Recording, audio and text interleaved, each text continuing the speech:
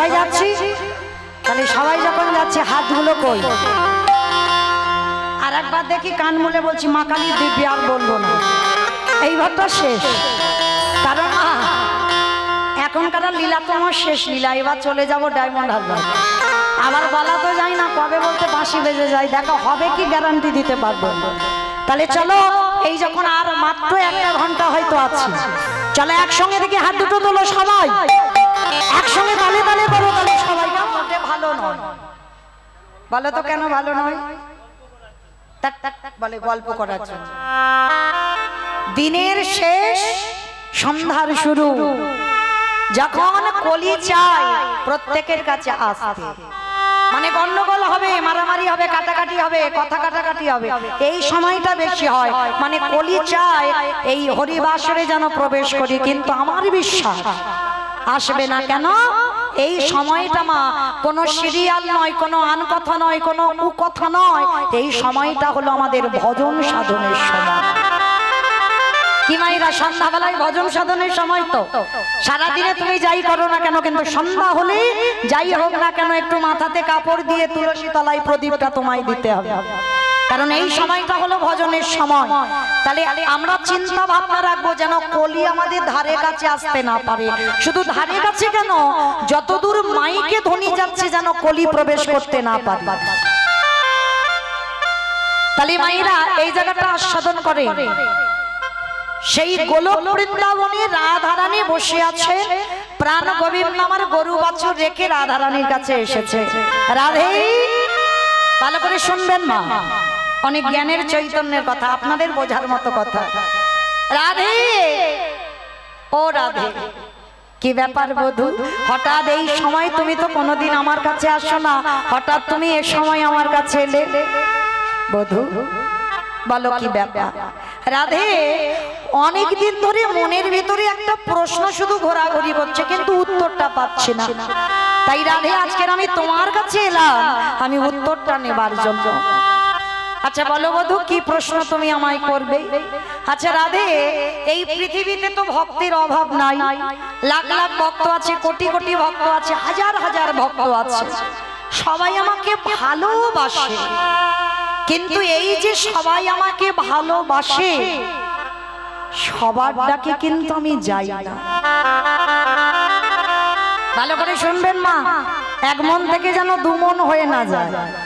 গোবিন্দ রাধারানীকে প্রশ্ন করছে, রাধে, জগতের এত ভক্তরা আমায় ডাকে, আমিও ভালোবাসি, ভক্ত আমার প্রাণ, ভক্ত আমার জীবন, ভক্ত আমার সর্বস্ব ধন, কিন্তু হলে কি হবে, তাদের ডাকে আমি একবারের জন্য সাড়া দিই না।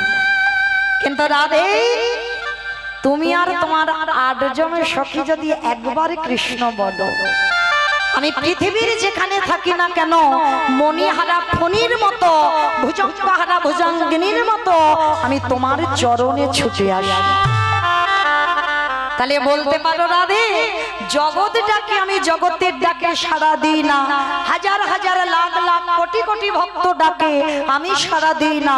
আর রাধে, তুমি আর তোমার 8 জন সখী যদি ডাকো, আমি থাকতে পারি না কেন? তাহলে বলো না রাধে, তুমি আমার কি এমন জিনিস দিয়ে ডাকো আমি পাগলের মতো ছুটে আসি? রাধারানী আমার মুচকি হেসে বলছে, বধূ, ওইটা বোঝার বোধগম তোমার এখন হয়। রাধে, তুমি বলো কি? আমি এতে সংশকলা পুংস কৃষ্ণেস্তু ভগবান স্বয়ং, আমার মধ্যে ঐশ্বর্য, বীর্য, যশ, শ্রী, জ্ঞান, বৈরাগ্য, লীলা, কৃপা, আমি এই সব গুণে পরিপূর্ণ। আর তুমি কিনা বলছো, তুমি কিনা বলছো এই জগতে তোমার মতো নারীর কথা আমি বুঝবো না? বলে না, বলে অসম্ভব। আমি ষড়ৈশ্বর্যপূর্ণ ভগবান, আমি 64 গুণাধিপতি কৃষ্ণ, আমি 16 কলাই পরিপূর্ণ। অনিমা মহিমা প্রাপ্তি প্রকম্মা লঘিমা ইপ্সিতা কামা বসিতা স্থিতি ঐশ্বর্য বীর্য যশ শ্রী জ্ঞান বৈরাগ্য লীলা কৃপা, এই যে 16 কলায় আমার ভগবান পরিপূর্ণ। আর তুমি কিনা বলছো রাধে, তোমার মতো নারীর কথা বুঝবো না? বলে বধূ, আমাদের দেখলে মনে হয় আমরা 4 আঙুল নারী জাতি, কিন্তু এই নারী জাতিরা যে কি দিয়ে তোমায় ডাকে সেইটা বোঝার বোধগণ তোমার এখন হয় বধূ। তাহলে বলো রাধে, তোমার কাছে আমার নিবেদন, বলো তুমি আমায় কি দিয়ে ডাকো?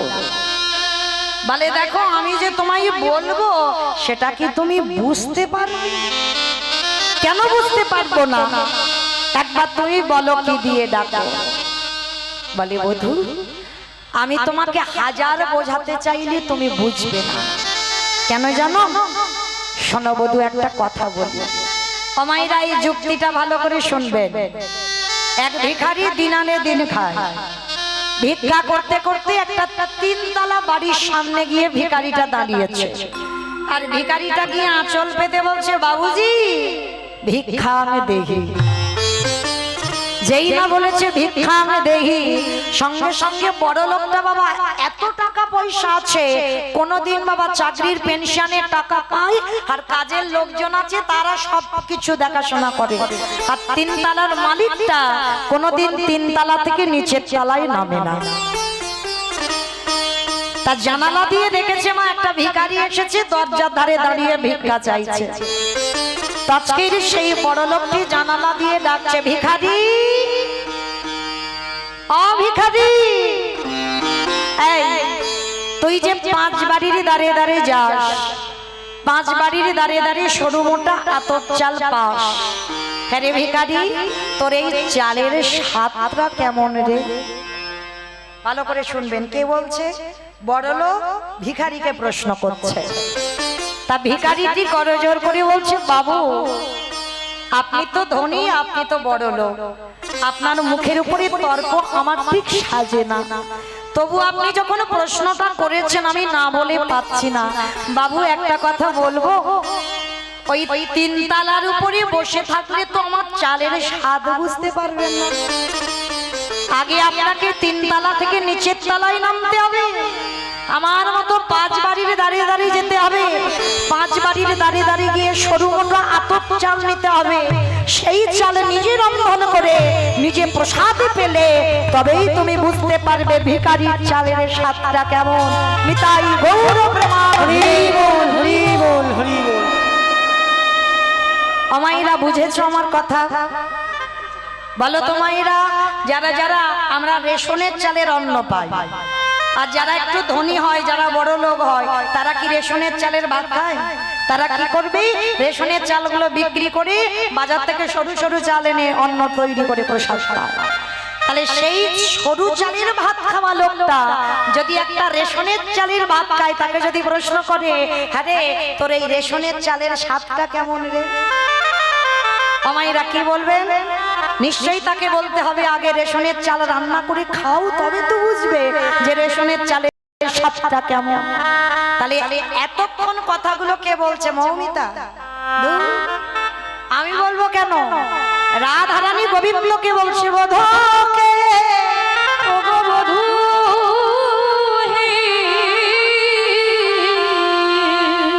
যে ধনীর ছেলে যে একেবারে দেশের রাজা, সে কি কোনদিন পারে প্রজাদের অভাব বুঝতে? তাই তোমারও এখনো ক্ষমতা নাই যে এই রাধারানী তার 8 জন সখী কি দিয়ে ডাকে। তো গোবিন্দ বিশ্বাস করছে না, বলে না রাধে, আমার মধ্যে সব গুণ আছে, তুমি একবার বলো কি দিয়ে ডাকো। বলে বধূ তুমি 64 গুণাধিপতি কৃষ্ণ হতে পারো, নারায়ণের আছে বাবা 60টা গুণ, কিন্তু তার থেকে কৃষ্ণের 4টে গুণ বেশি, 64 গুণাধিপতি কৃষ্ণ, কিন্তু তোমার সব গুণ আছে বধূ, তোমার মধ্যে একটা গুণ নাই। বলো রাধে সেটা কি? আমার মধ্যে এত এত গুণ আছে আর একটা গুণ নেই, সেটা কি? বলে বধূ যার নাম হলো ভক্তি। তোমার মধ্যে তো ভক্তি নেই, আমার ভগবান কৃষ্ণের ভক্তি ছিল না মা। রাধারানী বলছে, এটা আমার কথা নয়, রাধারানী বলছে তোমার সব আছে কিন্তু তোমার ভক্তি নেই। গোবিন্দ বলছে অসম্ভব, আমার ভক্তি আছে। তুমি জানলে কি করে যে আমার ভক্তি নেই? রাধারানী বলছে বেশ বধূ যদি তোমার ভক্তি থাকে কই একটু আমার সামনে দাঁড়িয়ে কেঁদে দেখাও তো দেখি।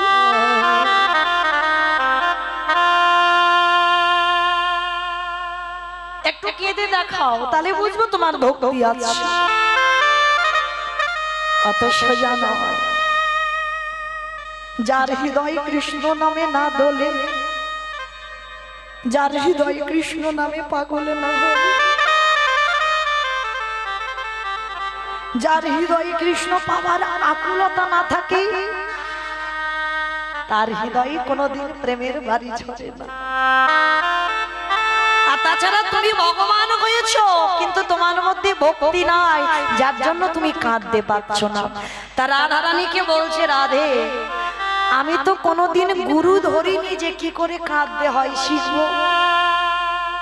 বলে বধূকে কাঁদতে গেলে গুরু ধরতে হয় না। যদি হৃদয়ে একেবারে প্রেমে ভক্তি অর্জন হয়ে যায়, আপনি থেকে দাদায়ে দাদা তুমি কাঁদতে পারবে, কারণ তোমার হৃদয়ে ভক্তি নাই, যার জন্য কাঁদতে পারছো না। এইবার বিশ্বের স্রষ্টা মালিক ভগবান রাধা রানীর চরণ দুটো বুকে ধরল। কি গো মায়েরা, যার চরণ আপনারা ধরে কাঁদছেন সেই ধরেছে একটা নারীর চরণ। কারণ রাধা রানী হলো তো সাধনার বস্তু, আরাধনার বস্তু।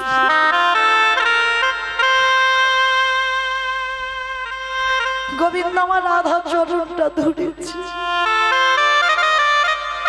রাধা চরণ ধরে বলছি, রাধে তুমি একবার বলে দাও তাহলে আমি কোথায় গেলে ভক্তি পাবো। বলে বধূ আমি যেখানে যেতে বলবো তুমি যাবে। হ্যাঁ কেন যাবো না, তুমি একবার শুধু বলো কোথায় গেলে আমি ভক্তি পাবো। বলে বধূকে ভক্তি পেতে গেলে সবার প্রথমে তোমাকে যেতে হবে এই জগতে যারা নিষ্কিঞ্চন বৈষ্ণব হয়েছে, হে গোবিন্দ ওই বৈষ্ণবের চরণ ধরে তুমি একেবারে কেঁদে বধূ গো।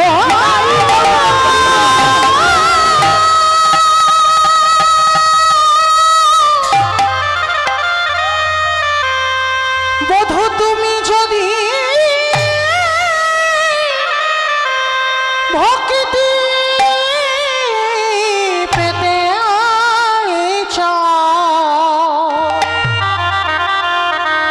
শুদ্ধ ভক্তি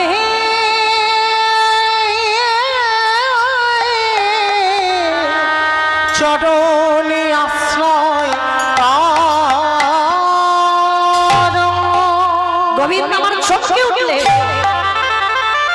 অসম্ভব, আমি ভক্তের পায়ে ধরবো।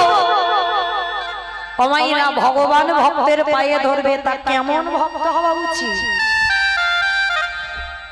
এই আমাদের মতো ভক্ত, আমাদের মানে আপনাদের কাউকে বলছি না, আমি আমার এই সম্প্রদায়, এই আমাদের মতো ভক্তের পায়ে ধরলে কোনোদিন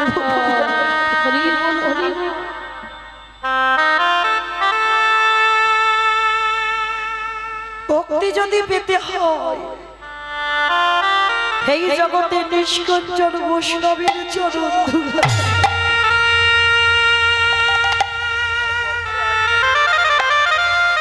নিষ্কিঞ্চন বৈষ্ণব কাকে বলবো? ত্রিনাদপি শুনেছি না তরুরিব সহিষ্ণু না অমানি না মানদেন কীর্তনীয় সদা। রাধে গো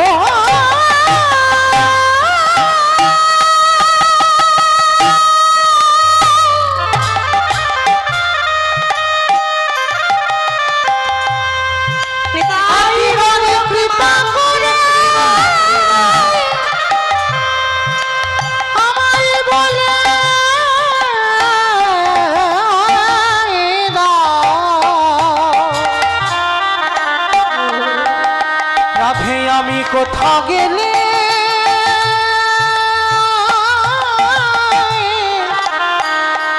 শুদ্ধ ভক্তের দর্শন পাবো। তাহলে প্রকৃত বৈষ্ণবের পদধূলা নিতে হবে। এই জগতে যার হৃদয়ে লোভ লালসা কামনা বাসনা কিছু নেই, যার হৃদয়ে কোনো বিষয় বৈভব নেই, যার নয়ন সদাই কৃষ্ণ নামে বাড়ি আছে, যার হৃদয়ে কৃষ্ণ ভাবনা ছাড়া আর কিছু নেই, সেই ভক্তের পায়ে ধরলেই মা ভক্তি এসে যাবে। তা গোবিন্দ আমার বলছে, রাধে তুমি একবার বলে দাও আমি কোথায় গেলে আমি ভক্তি পাবো। বলে বধূ এই জগৎ সংসারে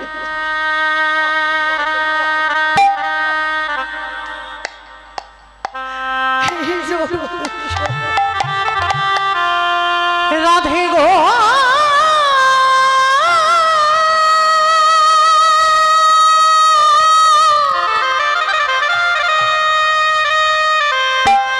ওগো প্রেমময়ী রাধে গো ওগো কৃপা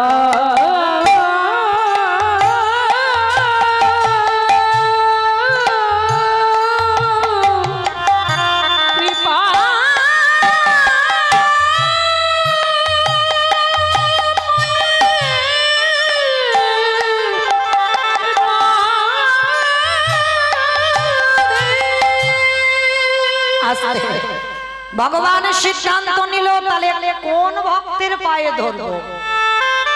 এই জায়গাটা মায়েরা আস্বাদন করবেন, কোন ভক্তের পায়ে ধরলে ভক্তি আসবে। চিন্তা করতে করতে ভক্ত পাচ্ছে না, শেষে বাবা একটা জায়গার কথা মনে পড়েছে ভগবানের, যে জায়গাটার নাম হলো হস্তিনাপুর। মায়েরা হস্তিনাপুর নাম শুনেছেন? কিসে শুনেছেন বলেন তো? মহাভারত। মহাভারতে শুনেছেন হস্তিনাপুর। কুরু পক্ষে ছিলেন পিতামহ ভীষ্ম, আর পাণ্ডব পক্ষে ছিলেন আমার ভগবান কৃষ্ণ। একদিন দুর্যোধন দাদু ভীষ্মকে একটা বড় কথা বলেছিল, দাদু ও দাদু তুমি আমার বাড়িতে থাকো, আমার বাড়িতে খাও, আমার বাড়ির অন্ন ধ্বংস করছো, আর তুমি বলতে পারছো না কি করলে পাণ্ডবরা নিধন হবে।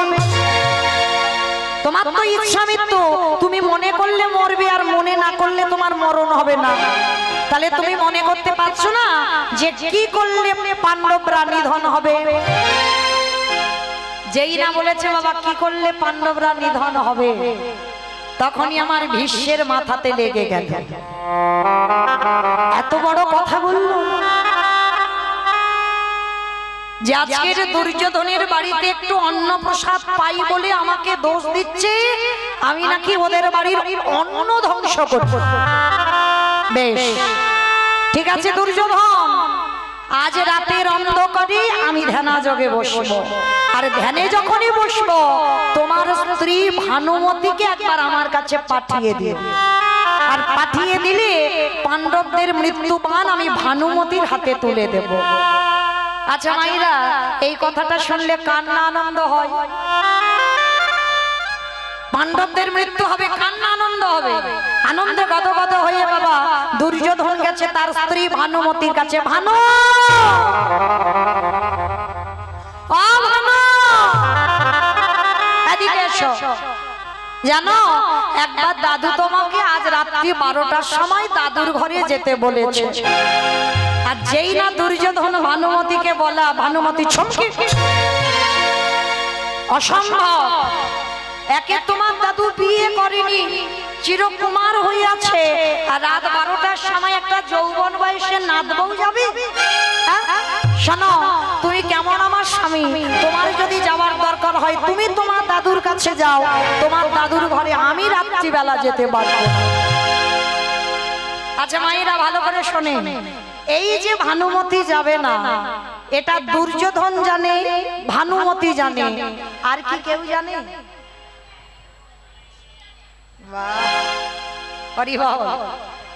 এই যে আমি দেখতে পাচ্ছি মোটামুটি বাবা সবাইকে, পিছনে যারা আছে মানে খুব একটা ভালো দেখা যাচ্ছে না, তবু কিন্তু আমার চোখে ধুলো দেওয়া যায়।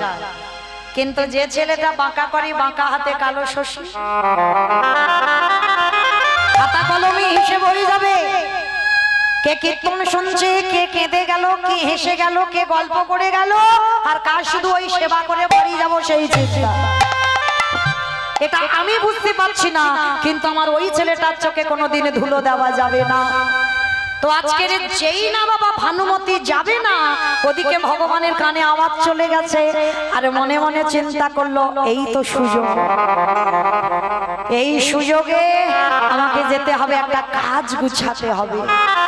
12টায় যাবার কথা, ঘড়ির কাঁটা তখন রাত 11টা হয়ে গেছে। আর গভীর রাত্রি বেলা কৃষ্ণ যাচ্ছে সখীর দরজা। মহাভারতে কৃষ্ণ কাকে সখী বলতো?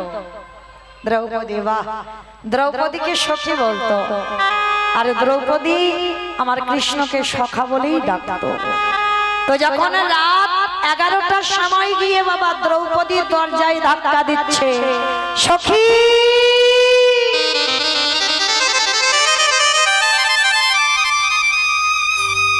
সখী,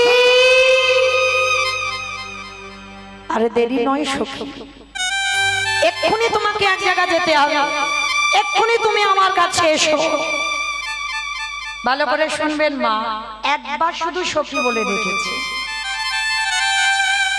আপনাদের আমাদের মতো একটা দুটো স্বামী নয়,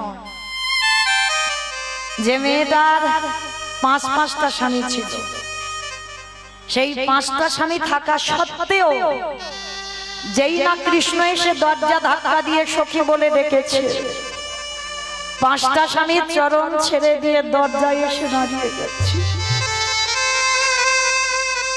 কি গো মাইরা, রাত 11টার সময় যদি কোনো পরপুরুষ এসে আপনাদের দরজা ধাক্কা দেয়, সখী তোমার সঙ্গে খুব জরুরি দরকার আছে, এক্ষুনি আমার কাছে এসো, আমি এক্ষুনি একটা জায়গা তোমাকে নিয়ে যাব, কি মাইরা চলে যাবে? রাত 11টার সময় কোনো পরপুরুষ যদি ডাকে চলে যাবেন? কৈফিয়ত নেবেন না, কেন যাব, কি জন্য যাব, কেন এসেছো তুমি এত রাত্রিবেলা, কত প্রশ্ন, কত কৈফিয়ত আমাদের। কিন্তু দ্রৌপদীর কোনো প্রশ্ন, কোনো কৈফিয়ত নয়, কারণ যে তত্ত্বটা দ্রৌপদী জানে, সেই তত্ত্বটা আপনারা আমরা এখনো বুঝতে পারছি না। এই যে বসে আছেন সবাই কি বাড়ি থেকে বাচ্চাগুলোকে নিয়ে এসেছেন? আনেন। যেমন আমার ছেলে তো বাড়িতে আছে, বাবা মা শ্বশুর শাশুড়ি সব বাড়িতে আছে, অনেকটা দিন বার হয়েছে, 10-15 দিন হয়ে গেল বাড়ি যাইনি। এই আপনাদের চরণ থেকে আজকেই গান করে আমি আমার ছেলেটার কাছে যাব। আচ্ছা মা, এই যে যাব, এই গ্যারান্টিটা কি দিতে পারবো? এই যে কীর্তন আমি 9টা পর্যন্ত গাইবো, এই গ্যারান্টিটা দিতে পারবো? এক্ষুনি যদি আমার কৃষ্ণ বাঁশি বাজিয়ে ডাক দেয়, একবার যদি নাম ধরে বলে সখী আর দেরি নয়, এক্ষুনি তুমি আমার সঙ্গে চলো, তখন কি বলতে পারবো 15টা দিন হয়ে গেল ছেলেকে দেখিনি, বাবা মাকে দেখিনি, শ্বশুর শাশুড়িকে দেখিনি, ওদেরকে দেখে তবে তোর ডাকে যাব? হবে না বাবা। সন্ধ্যে 6টা হোক, রাত 12টা হোক, বেলা 10টা হোক, যে কোনো টাইমে এ ঘরের মালিক যদি একবার বলে ঘর ছেড়ে অন্য ভাড়াটিয়ে দিতে হবে, কে বলো বন্ধু, কে বলো বন্ধু, সকল মায়া ছিন্ন করে আমাদের চলে আমারে ভগবান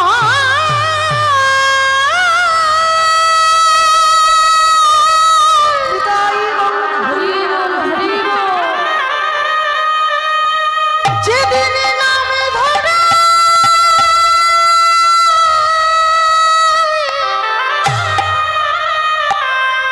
নাম ধরে বাঁশি বাজাবে,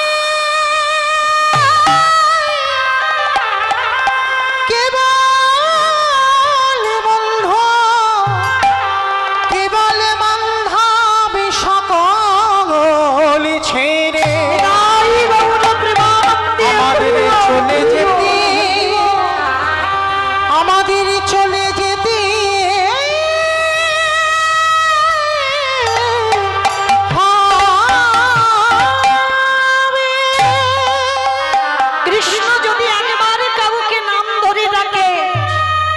এক্ষুনি এই মুহূর্তে তাকে হরিবাসর থেকেও চলে যেতে হবে।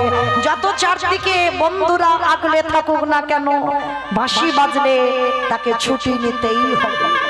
যে তত্ত্ব দ্রৌপদী জেনেছিল সেই তত্ত্ব আপনারা আমরা বুঝতে পারছি না। তো যেই না সখা কৃষ্ণ রেখেছে, দ্রৌপদী পঞ্চস্বামীকে ত্যাগ করে আমার জগৎ স্বামীর কাছে এসেছে।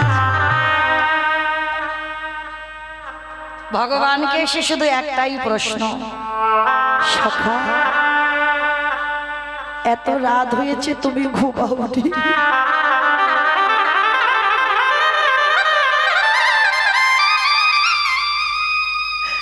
এত রাত্রিবেলা তুমি জেগে আছো কেন? ভগবান সখীর হাতটা ধরেছে, সখী আর দেরি নয়, এক্ষুনি তুমি আমার সঙ্গে চলো। কোথায় পরে বলবো, তবে শোনো তুমি যাচ্ছ না, যাচ্ছে ভানুমতি। ঘোমটাটা টেনে দাও, আর একটা কথা, ভীষ্মের কাছে যাবে, যে বর দেবে নিয়ে নেবে। আর আমি যে তোমায় পাঠাচ্ছি আমার নামটা কিন্তু সখী তুমি বলবে না। কিরকম কায়দা করে কাজটা গুছাচ্ছে দেখো, আমার নামটা তুমি বলবে না। ঠিক আছে সখা, তুমি যখন বারণ করছো আমি বলবো না। ভগবান সখীর হাতটা ধরে নিয়ে যাচ্ছে, আর যেতে যেতে মা, তখনকার দিনে এমন জুতো ছিল হাঁটলে আওয়াজ হতো, খট খট খট খট খট, কাঠের জুতো আওয়াজ হচ্ছে। ভগবান বলছে সখী তোমার ওই পায়ের জুতোর আওয়াজে আমার দাদুর ধ্যান ভেঙে যাবে। একটা কাজ করো, তুমি বরঞ্চ ওই দরজার ধারে জুতো দুটো একটু খুলে দাও। ঠিক আছে সখা, তুমি যখন বলছো আমি জুতো খুলে রাখলাম, তবে শোনো আমি জুতো দুটো কিন্তু খুলে রাখছি, তুমি কিন্তু আমার জুতো দুটো মুনে বসে থেকো, যেন কেউ নিয়ে চলে না যায়। কেমন ভক্ত আর কেমন ভগবান দেখো, ভক্ত হয়ে ভগবানের কাছে জুতোর দায়িত্ব দিচ্ছি। আমার জুতো দুটো রইল, তুমি দেখে রেখো। ঠিক আছে সখী তুমি যাও, তবে আমি পাঠাচ্ছি, আমার নাম কিন্তু বলবে না। ঠিক আছে বললাম তো, বলবো না। এইবারে দ্রৌপদী সবে এক পা ঘরে গেছে,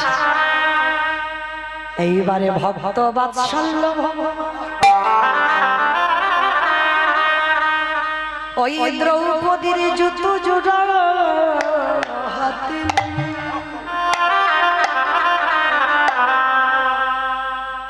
মনে মনে বললেন রাধে গো,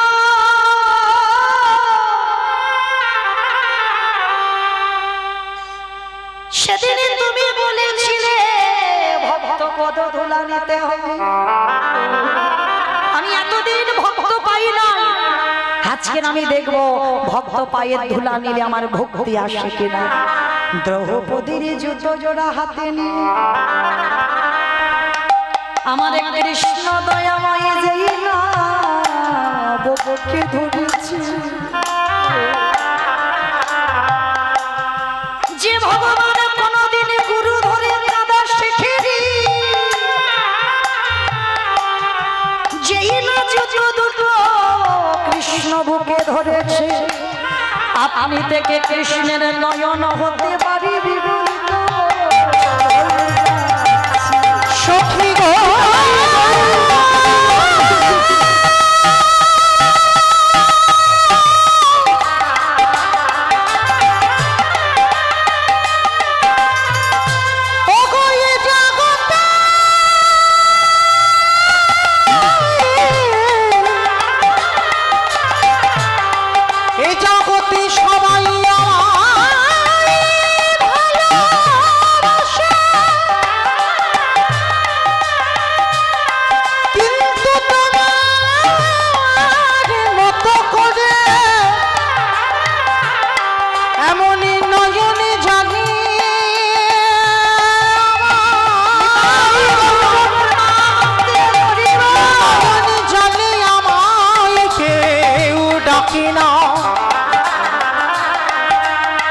সখী গো ও গো দ্রৌপদী,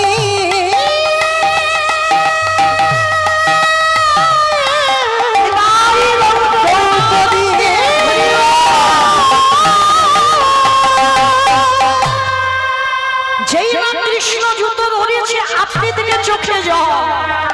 ভগবানের বক্ষ দেশটা কাদা হয়ে গেল। ওই দ্রৌপদীর জুতোর তলায় যে ধুলো ছিল কৃষ্ণের চোখের জলে কাদা হলো। ওই কাদা গড়াতে গড়াতে এলো নাভি দেশে, নাভি দেশ থেকে এলো জানু দেশে, আজ জানু দেশ থেকে ধরণীটা ভেসে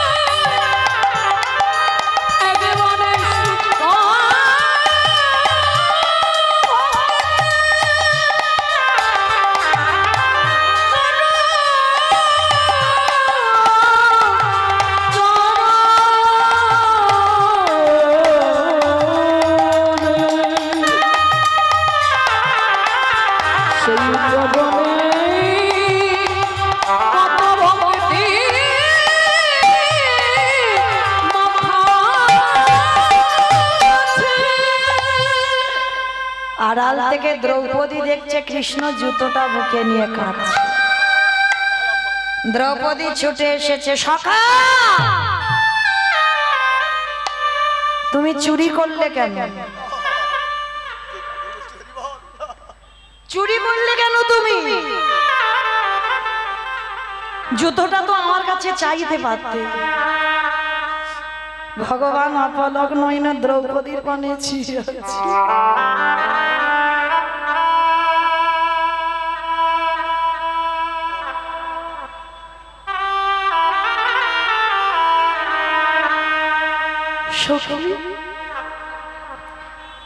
আমি যদি তোমাকে বলতাম তোমার জুতো দুটো একটু দাও, তুমি দিয়ে দিতে?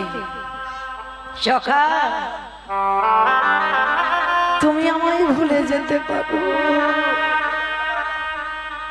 কিন্তু আমি তো তোমায় ভুলি।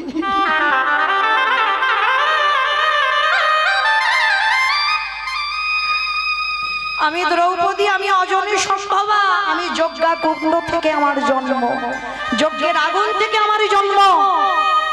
সাধারণ মানুষের মতো আমার জন্ম নয়, আমি অজনী সম্ভবা। হে সখা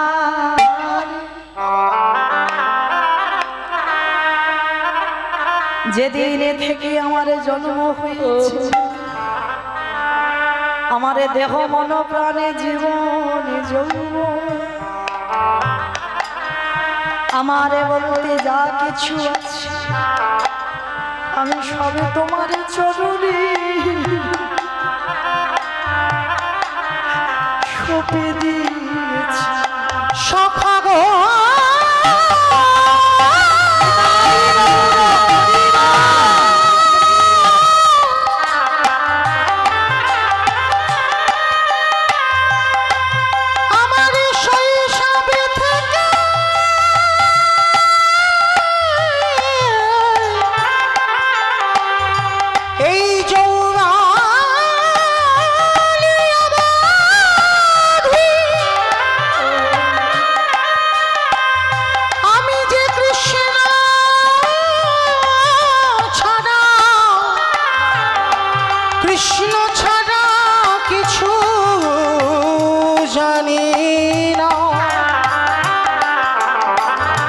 আমি যে কৃষ্ণ ছাড়া কিছু বুঝি না,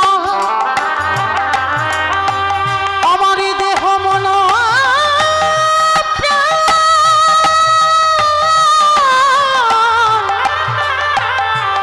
ওই চরণে সবিষ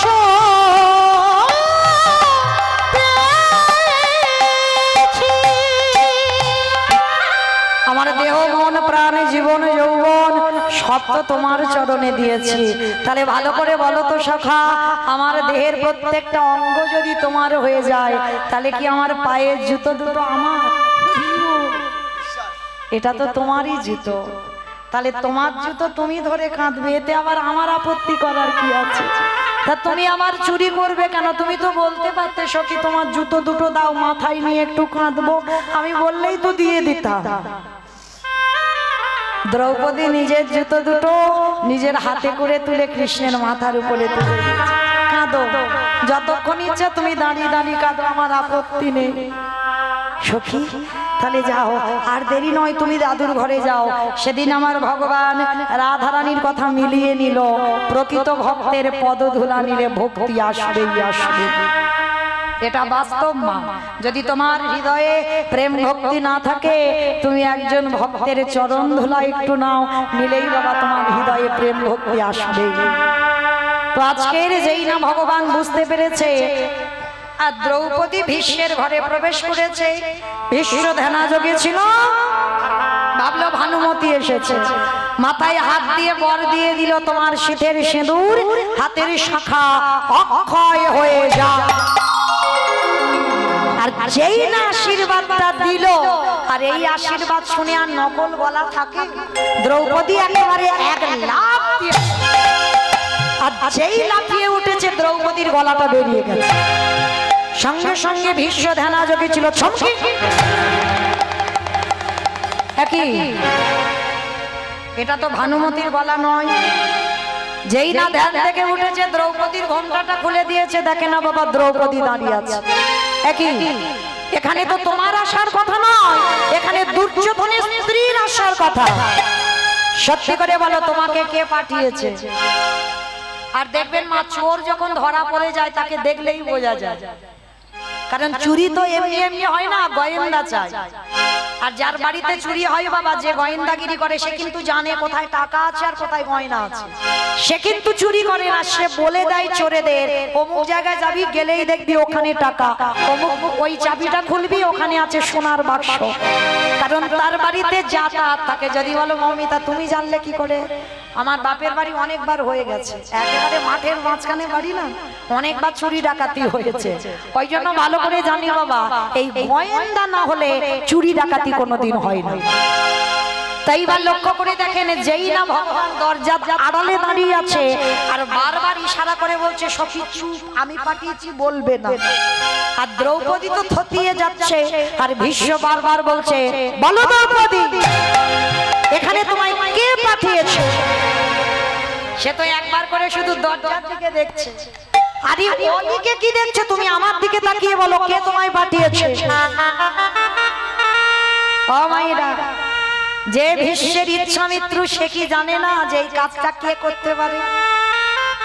যে কথাটা আমি দুর্যোধন ভানুমতি ছাড়া কেউ জানবার কথা নয়, কিন্তু আমি তো জানি, আর একজন জানতে পারে।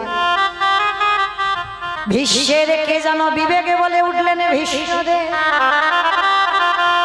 যে চরণ বাবারে লাগে, যোগে মনে যোগ যোগ ধরে কাঁদে, একবারে তুমি দরজায় এগিয়ে দেখে এসো, সেই ভুবনে মঙ্গল ভোলানো রূপী নিয়ে দাঁড়িয়ে যাচ্ছে। ভীষ্ম বুঝতে পেরেছে কেউ দরজায় দাঁড়িয়ে আছে, এক পা দুপা করে যেই না ভীষ্ম দরজায় গেছে। আরে দরজায় এগিয়ে দেখি কিনা, আড়ালে কৃষ্ণ আমার দাঁড়িয়ে আছে। কিরে, এইরকম আড়ালে দাঁড়িয়ে আছিস কেন? আমার দরজা তো খোলাই ছিল, তুই দ্রৌপদীকে যেতে বললি, আরে তুই এমন করে বাইরে দাঁড়িয়ে রইলি কেন?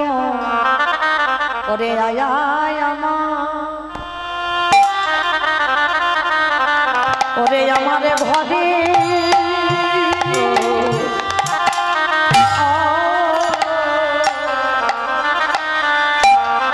বলে, তুই যে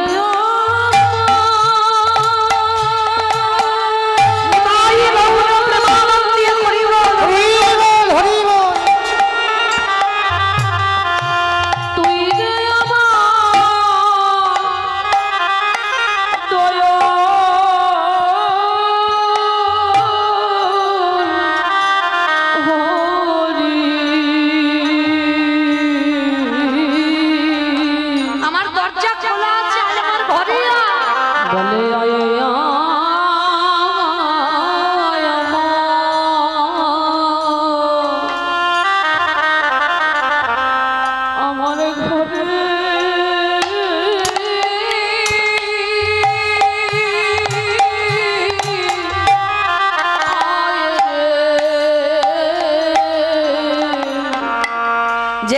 বলেছে কৃষ্ণ আমার দরজা খোলা আছে, ঘরে আয়।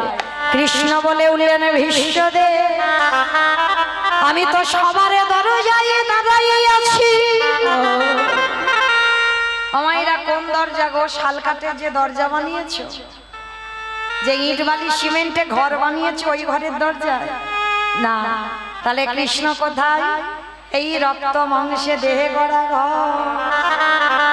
আর এই ঘরে আত্মা রূপী কৃষ্ণ দরজায় দাঁড়িয়ে আছে। ধপ ধপ আওয়াজ হচ্ছে, বাম দিকে হাত দিয়ে দেখে, যেদিনে ধবে ধপ আওয়াজে বন্ধ হবে। ওগো কেবল বন্ধু কেবল বান্ধব। কৃষ্ণ বললেন ভীষ্মদেব, আমি সবারই দরজারে ধারে দাঁড়ায় আছি, যে জন আমার নয়নে জলে ডাকি। আমি ততক্ষণ আজ তার হৃদয়ে ঘরে প্রবেশ করি।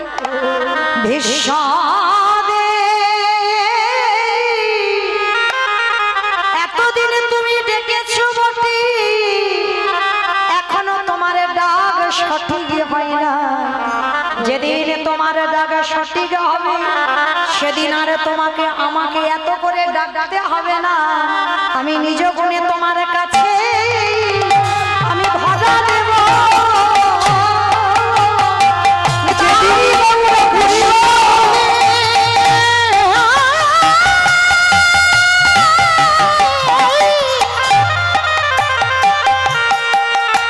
যেদিন কৃষ্ণ বলে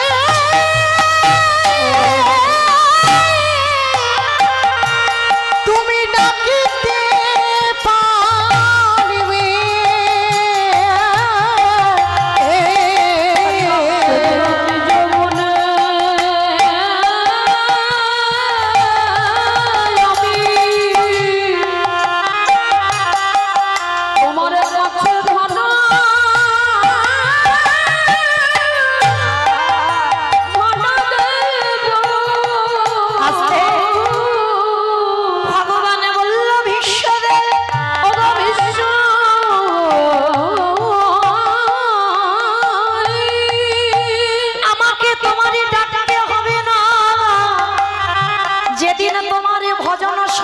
হয়ে যাবে, সেদিন আমি নিজ গুণে তোমার দরজায় ধরা দেব। ভীষ্ম কেঁদে কেঁদে বললেন কৃষ্ণ রে, আজ আসতে হবে না, আজ তুই আমার ঘরের বাইরে এইরকম দাঁড়া, কিন্তু যেদিন আমার নিদানের সময় হবে, যেদিন আমি আর নিজের পায়ে দাঁড়াতে পারবো না, এই দুটো হাত আর তোর চরণে তুলসী দেবে না। যেদিন এই নয়ন আর তোকে দেখতে পাবে না, যেদিন এই কর্ণ আর হরি কথা শুনতে পাবে না, এই জিহ্বা যেদিন কৃষ্ণ নামে বলতে পারবে না, এই মানব দেহটা যেদিন শীতল হয়ে যাবে, যেদিন চারজনা পাশের দোলায় আমায় নিয়ে যাবে, ওরে কৃষ্ণ আজ যেমন আমার দরজারে ধারে দাঁড়ায় আছি, তুই এমনি করে সেদিন দাঁড়ায় থাকবি।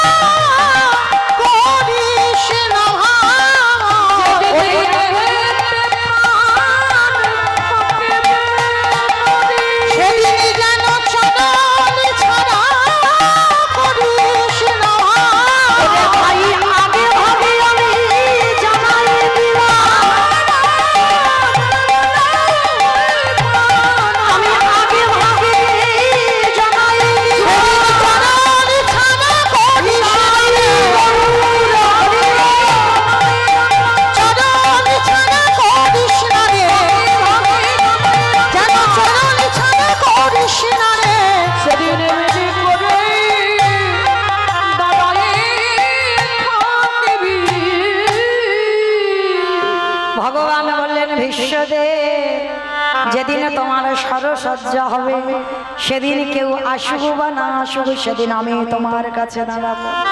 আরে তুমি আমার রূপ দেখতে দেখতে দেহটা ত্যাগ করো। তা সেদিন আমার ভগবান অনুভব করে নিল, বুঝতেও পেরে গেল প্রকৃত ভক্তের পায়ে ধরলেই মা ভক্তি আসবেই আসবে। তাই তো ভগবান সারা বৃন্দাবনে ঘুরে বেড়াচ্ছে মা, একটা বৈষ্ণব পাচ্ছে না। যদি বা পেল ওই যমুনার ঘাটে একটা বৈষ্ণবী পেয়েছে। মায়েরা বৈষ্ণবীটা কে জানো? আমি বলবো না, আপনারা বলবেন। আমি একটু উদাহরণ দিচ্ছি বৈষ্ণবীটা। যে কৃষ্ণ কাঁদেলে কাঁদে, যে কৃষ্ণ হাসিলে সেও হাসে, যারা কৃষ্ণ মায় জগৎ, যারা কৃষ্ণ মায় জগৎ, তিনি হলেন কৃষ্ণকান্ত শিরোমণি, ভুজঙ্গ হারা ভুজঙ্গিনী, ভুজঙ্গ হারা ভুজঙ্গিনী, ওগো প্রেম সমুদ্রের মোরালিনী, প্রেমে শয়নের মোরালিনী, সে যে গাম্ভীর্যশালিনী। ওমা বলো তো বৈষ্ণবীটাকে? রাধে গো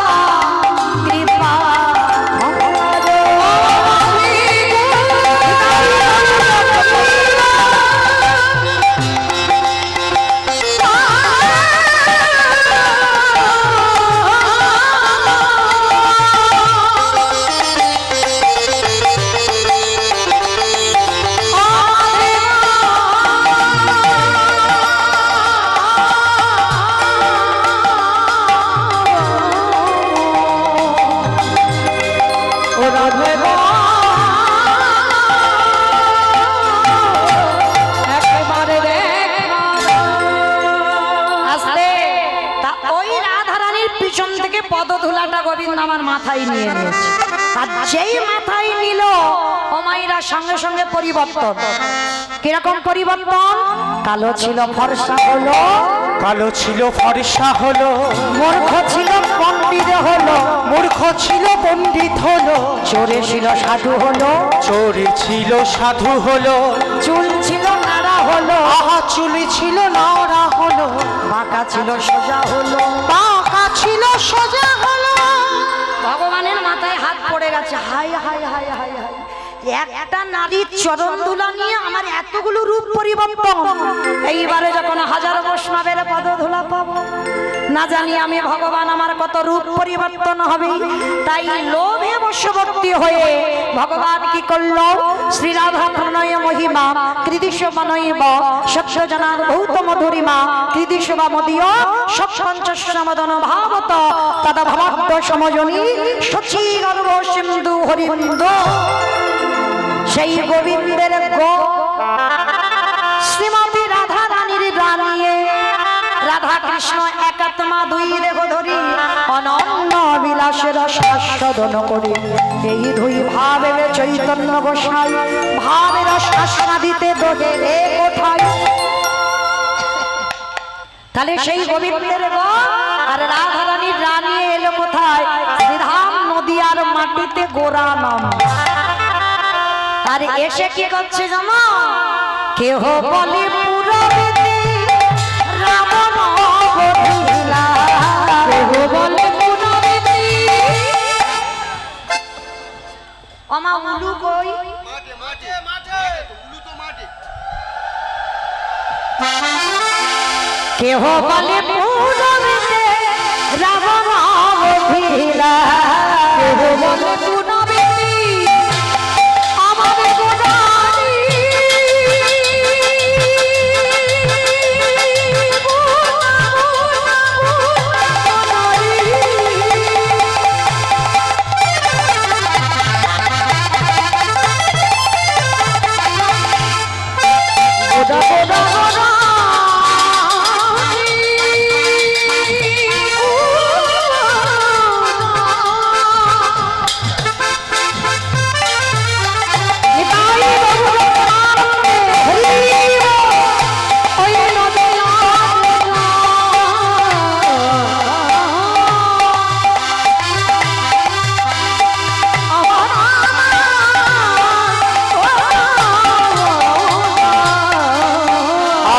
কেহ বলে পুনাবেতে রাবণ বধিলা আজ গোলকের বৈভবে লীলা প্রকাশ ওই গোলকের বৈভবে লীলা প্রকাশ করি গোলকের বৈভবে লীলা প্রকাশ করিলা শ্রী রাধারে ভাবে গোটায় শ্রী রাধারে ভাবে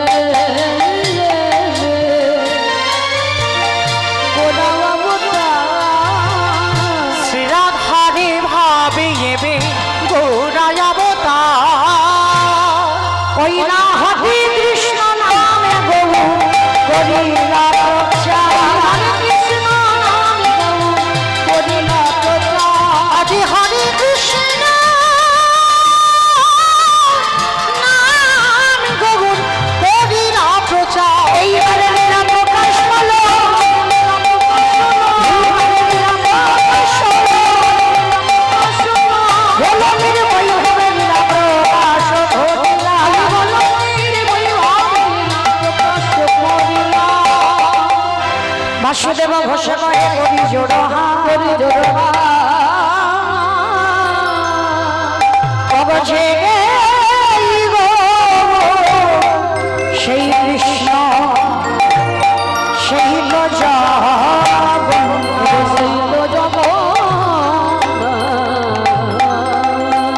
বাসুদেব ঘোষ